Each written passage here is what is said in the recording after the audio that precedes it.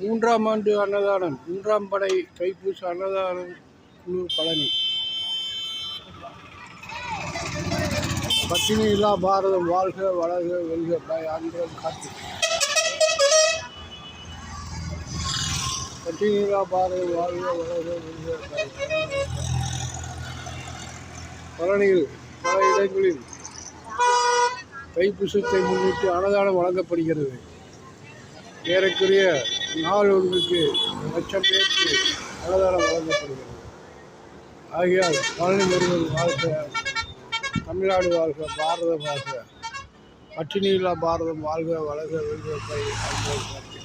Like, share and subscribe. Thank you for வாட்சிங். Like, share and subscribe. Thank you. All the best. Bye. See you.